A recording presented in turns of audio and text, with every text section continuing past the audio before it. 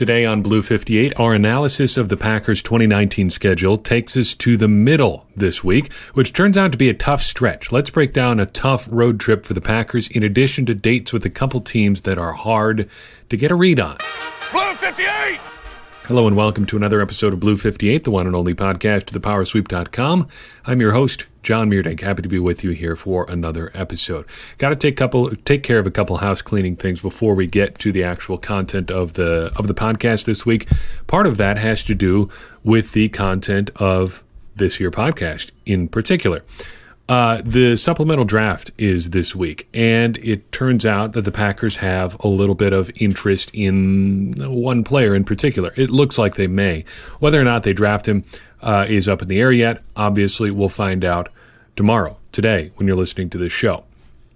But that affects things for this show because I am actually recording 2 episodes on the day that we are recording this one.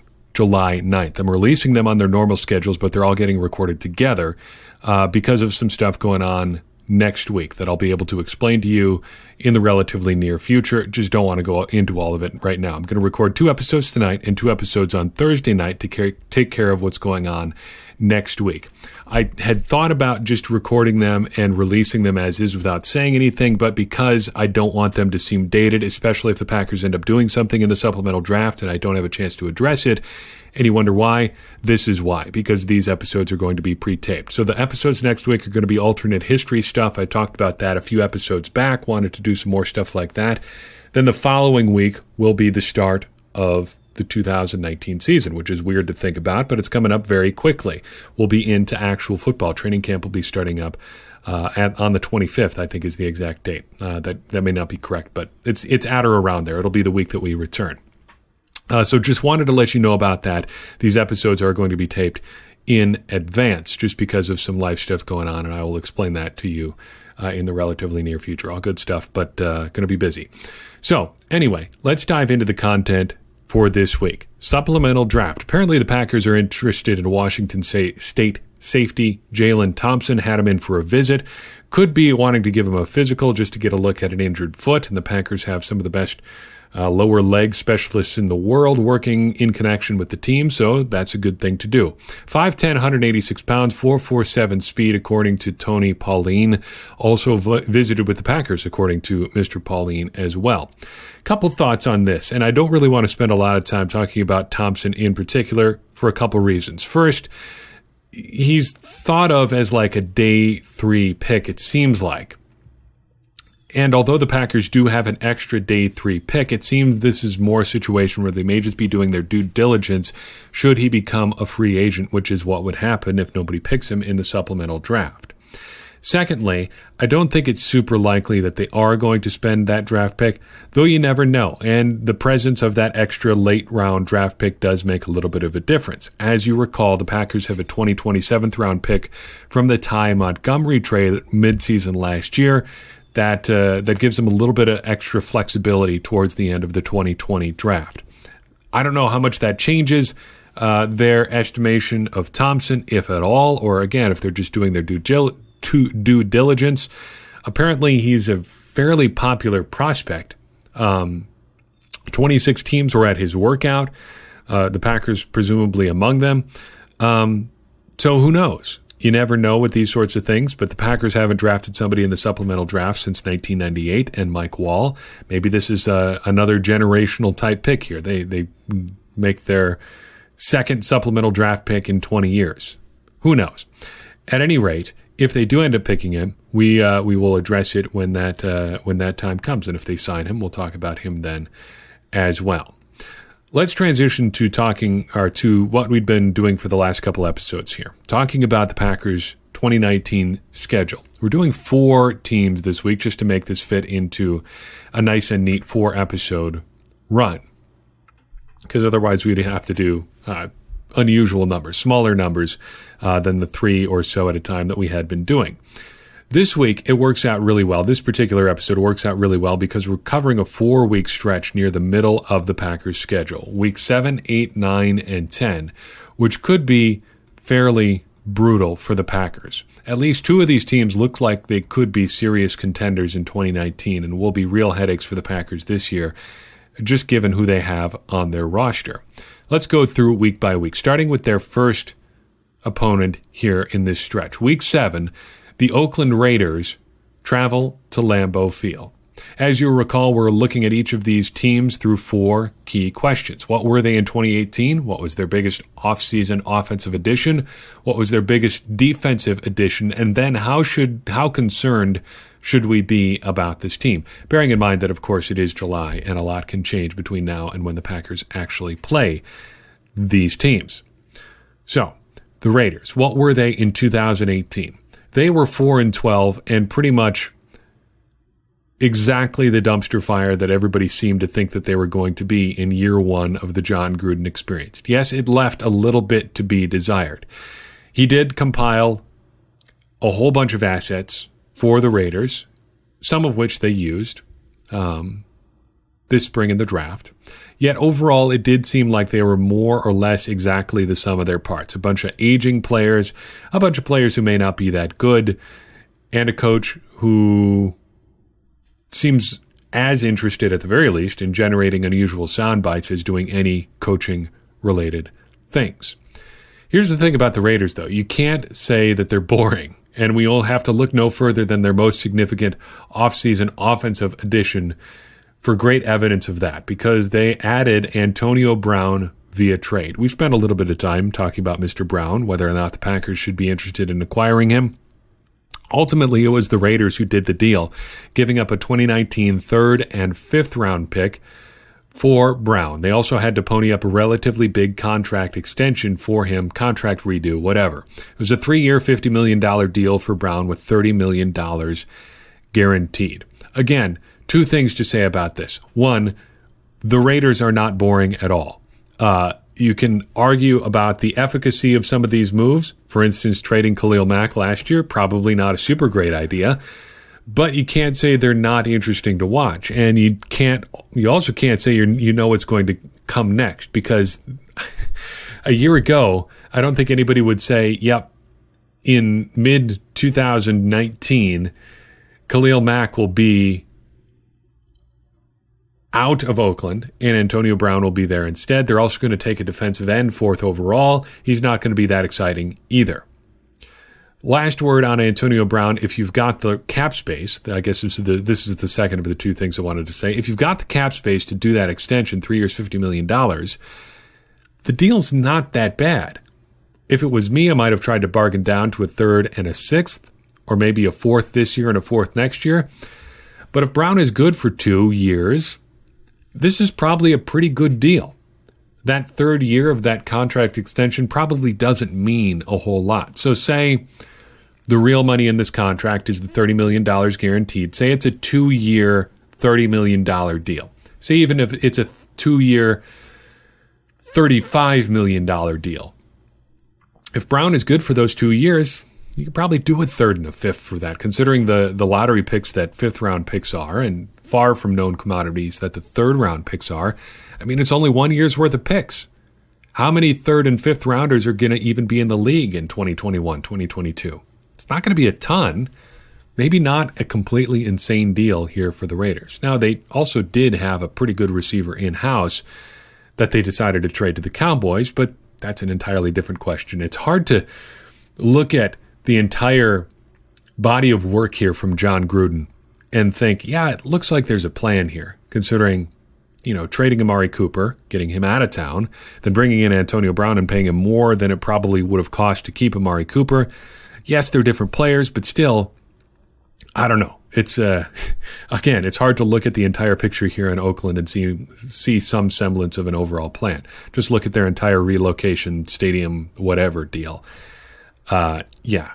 Oakland is an interesting place. Their biggest defensive addition, Clelin Ferrell, 4th overall pick in the 2019 NFL Draft. I think there's a lot to like about Ferrell as a player.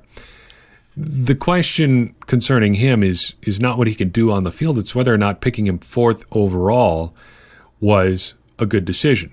And this is something that's going to come up when we talk about the Giants here in a little bit. How do you evaluate a situation in which you got a player that you really like, but you pick him probably higher than you should.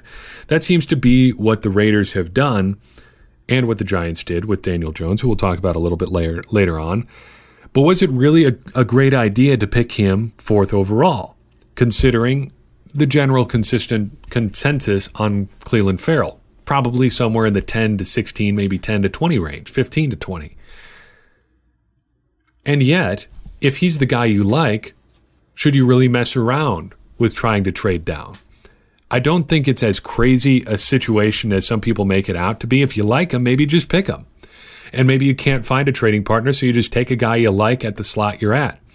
Sure, it may not necessarily align, but if he turns out to be a good player, does it really matter? You do end up paying him a little bit more just because of how the contract slotting works. But again, if you like him, what's the really big deal?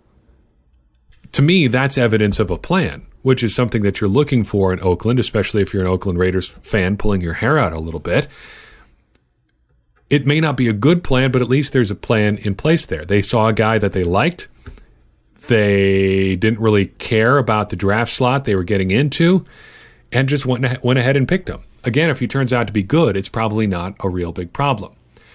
How concerned should we be about the Oakland Raiders?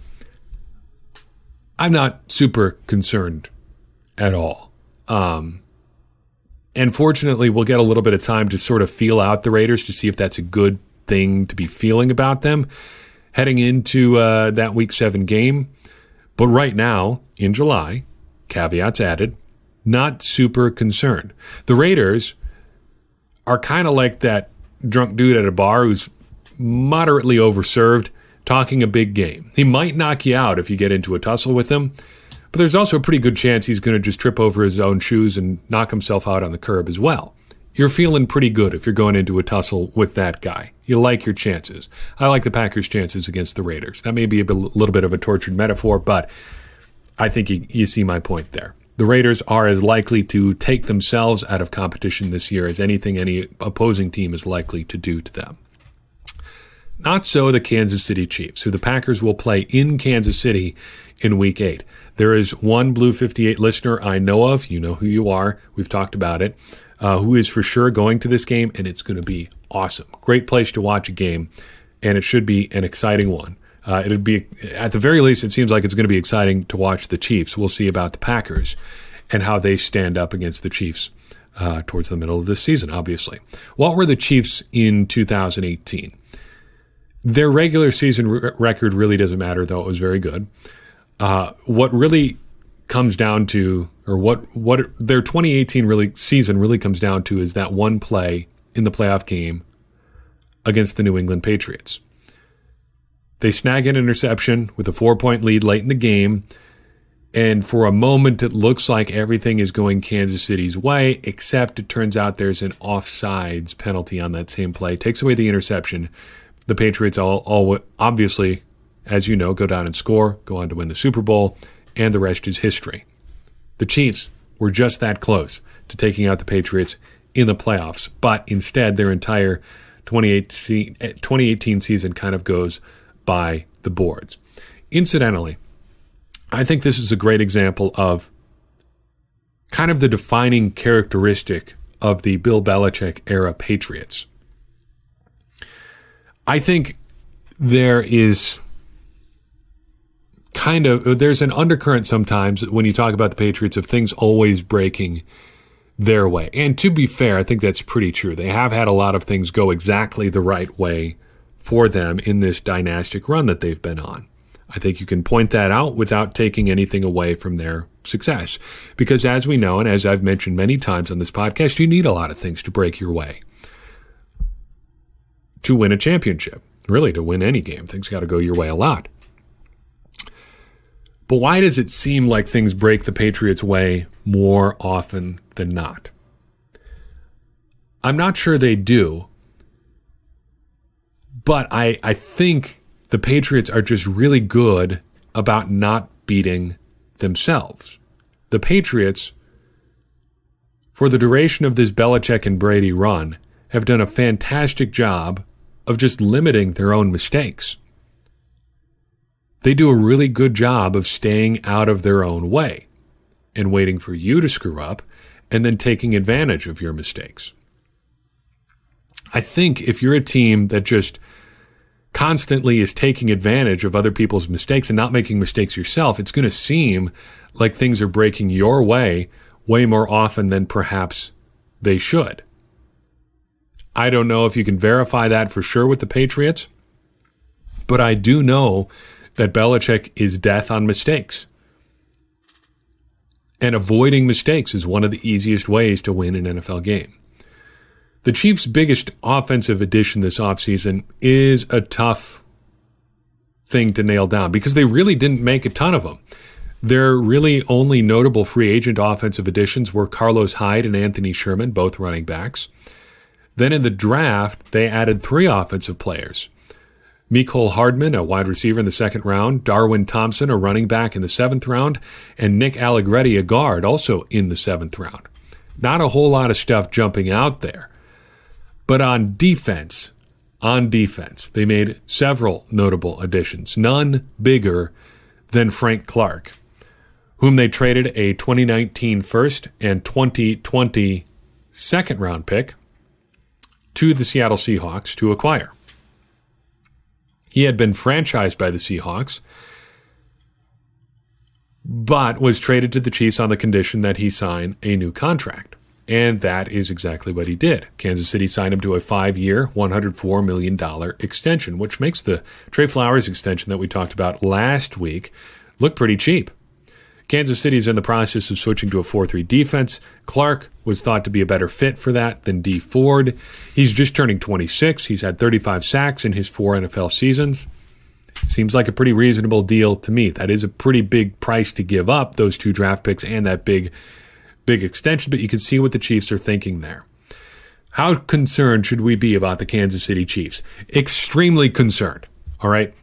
Be extremely concerned about the Chiefs. This is going to be a tough one, probably the most concerning single game on the schedule.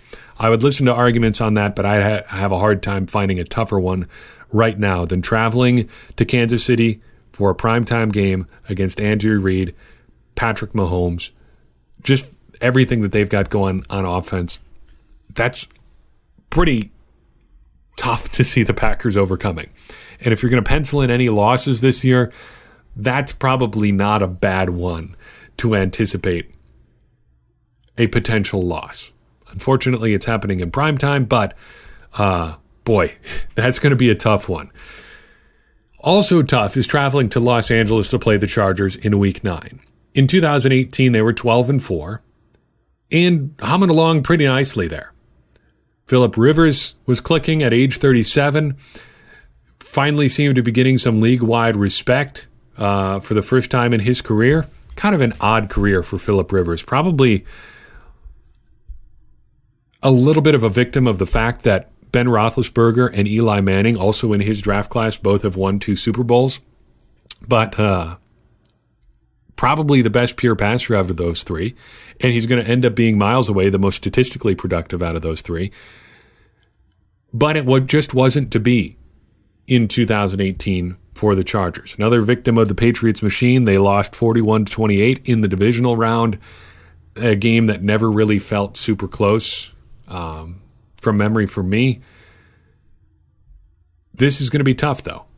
Just peeking a little bit ahead to the bottom here of our notes, even though the Packers will probably be playing what feels like a home game in Los Angeles, the Chargers have been real good for a long time. Rivers is still very good.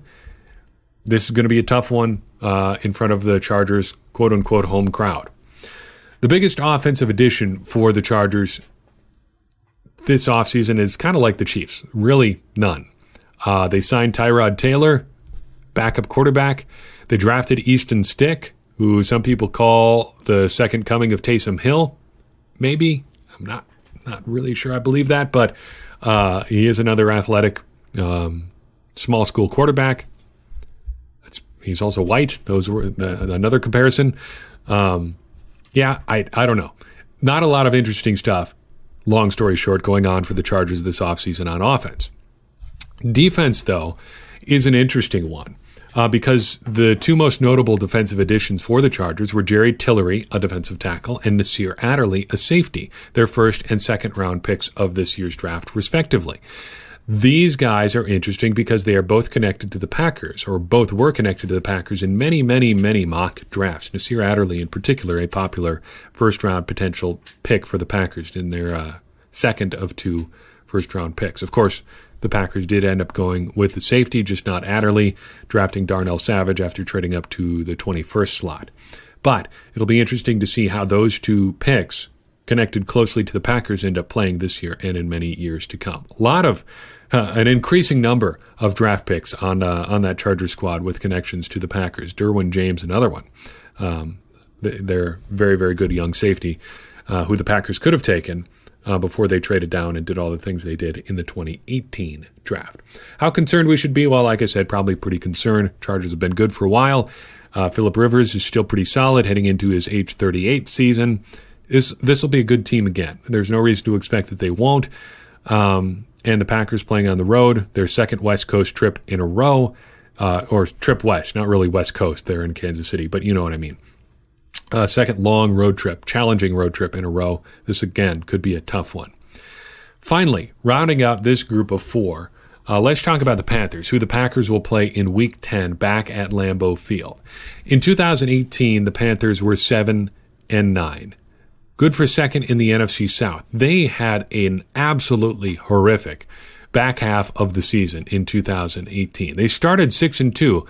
Fantastic, really good. You like to be 6-2 through 8 games. It's pretty solid. You're on pace for a 12-4 season as we do some really quick, very impressive math. But from Week 10 through Week 16, they lost 7 games straight on their way to a really embarrassing finish to the season. It was due in part to some significant shoulder issues for Cam Newton. They also had a really tough start to that 7-game streak, or that 7-game road streak. 4 of the first 5 games of that losing streak were on the road. They played 2 road games, then were back at home for a week, and then played 2 more road games. That's a tough draw if you're doing that. So understandable given the injury to Newton. And just a tough schedule there, but still, 7 games in a row, that is real bad. Their biggest offensive addition this offseason was Matt Paradis, the center formerly of the Denver Broncos. Leg injury wrecked his 2018 season, but prior to that, he was one of PFF's top-graded centers in the league. Getting the middle of your offensive line figured out is never a bad idea, especially when your quarterback is getting beat up a lot and kind of has a reputation for getting beat up a lot. Some for good reasons, some for bad reasons, but never a bad idea to shore up the middle of your offensive line. Their biggest defensive addition is another notable draft pick with connections to the Packers, or at least theoretical connections to the Packers.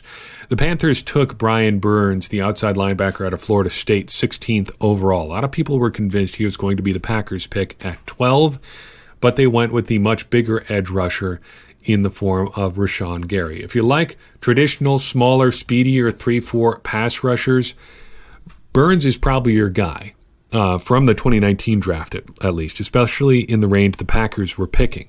The Packers went a bit of a non-traditional route in the Gary pick, at least in terms of what you typically look for in the 3-4 outside linebacker mold, but Burns also could have made a lot of sense there, and it'll be interesting to see how Gary and Burns both play out there. An interesting comparison to watch.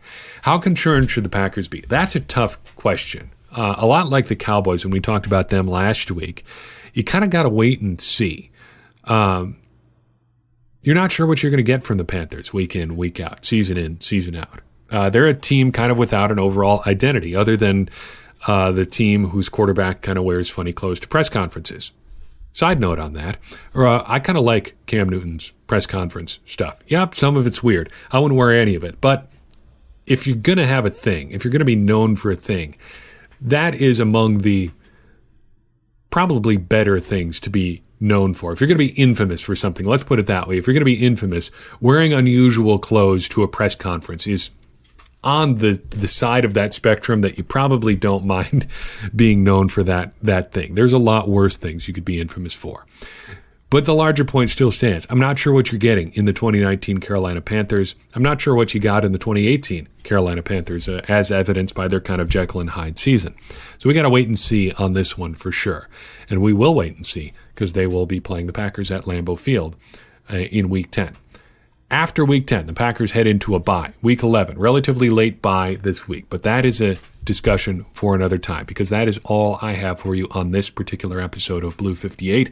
Thank you so much for listening. I do appreciate everybody who takes the time to download one of our episodes and listen in. If you are new to the show and like what you heard and want to help us keep it going, the best way to support us is to leave us a review and rating on iTunes. It does help more people find the show. If you want to take your support to the next level, the most straightforward way to do that is to donate $1 a month at our Patreon page, patreon.com/thepowersweep.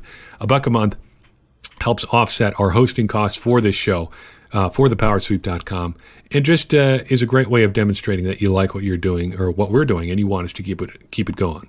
Also, don't forget to check out our great selection of t-shirts and sweatshirts by clicking the shop link at thepowersweep.com. If you've got an idea for the show or just want to say hi, reach us at thepowersweep.com on Facebook or Twitter or by emailing thepowersweep1959@gmail.com. We do appreciate everybody who takes the time to reach out.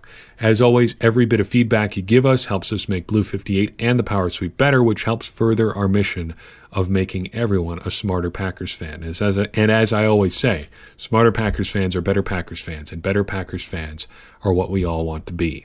I'm your host, Jon Meerdink. We'll see you next time on Blue 58.